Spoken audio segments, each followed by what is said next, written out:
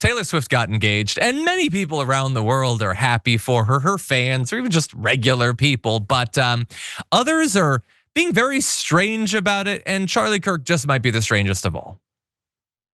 Getting married changes you. And I hope that America's biggest pop star marrying the pharmaceutical spokesperson ends up conservatizing them. Taylor Swift might deradicalize herself. She might come back down to reality. I want them to have lots of children. It teaches you something about yourself. I've seen this happen time and time again. When people start to get married and have children, it starts to change your politics. It starts to clarify your worldview. And for Taylor Swift, who obviously is very popular and incredibly supported, Taylor Swift might go from a cat lady to a JD Vance supporter. And I think we should celebrate that. Yeah, so that right there is why a lot of women don't want to date right-wing men. They're creepy little weirdos and they can't hide it. They don't think they even need to try to hide it anymore. That's strange. Can, getting older, getting married, having kids, can that change you? Yeah, it can. Doesn't always change you for the better. I mean, Charlie Kirk has kids. He's still just everybody's creepy, as you saw right there, and he's an apologist for literal genocide. And so you can have a bunch of kids and still be hot garbage, okay? I'm not so much worried about Taylor Swift. Her values seem pretty well placed at this point. Her and Travis Kelce, despite both being rich celebrities, seem to have an admirable and very normal relationship, which few MAGA celebrities can claim at this point. And so they're very weird people. And like they always have to glom on to the pop culture stuff to try to stay relevant, but they don't like any of it. They don't like artists or art. And so it's always weird and hypercritical and everything. They're very strange people. Let's go to some others. She should have more children than she has houses. That is my challenge, Taylor Swift. And I'm not being sarcastic.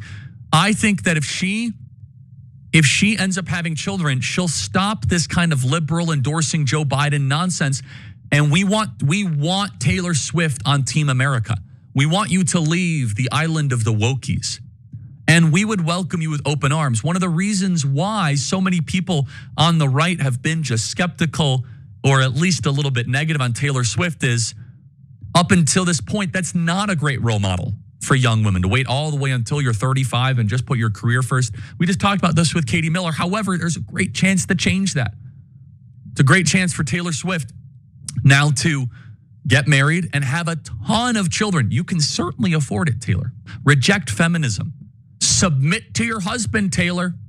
You're not in charge. And most importantly, I can't wait to go to a Taylor Kelce concert.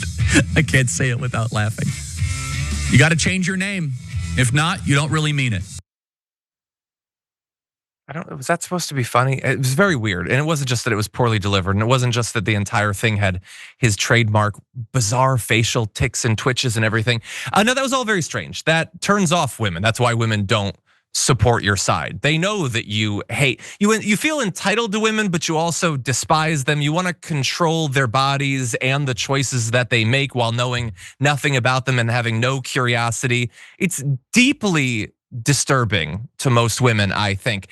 Thankfully, I'm sure that Taylor Swift is not going to listen to literally any of this. She can choose to change her name or not. I think that she can handle that herself without needing Charlie Kirk's endorsement for that. So anyway, all that's super strange, Sharon. What do you make of it?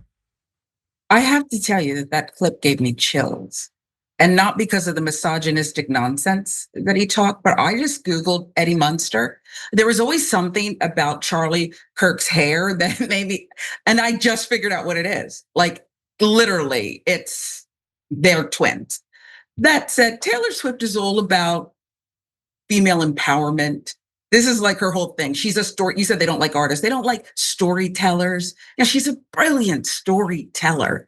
Stay the hell out of her womb.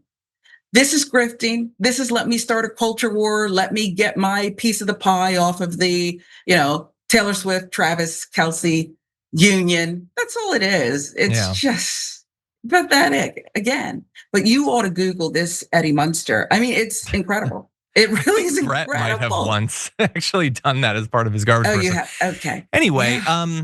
I want to close by saying, in the past, I would have thought, we are a country that has free speech. And if a pundit wants to opine on the politics of a celebrity, you can do that. But I lived through the whole Sydney Sweeney thing. So now I understand that the only rational response I can give is, why do they hate beautiful women? What a weird political strategy to be hating on hot, blonde, thin women, you creepy weirdos. That's how they do it. Okay, we could do the same thing. Anyway, man, they love talking about her sex life and everything and obsessing over how many kids she's gonna have. Do they think this makes women be interested in them or their politics? I can't imagine that it does.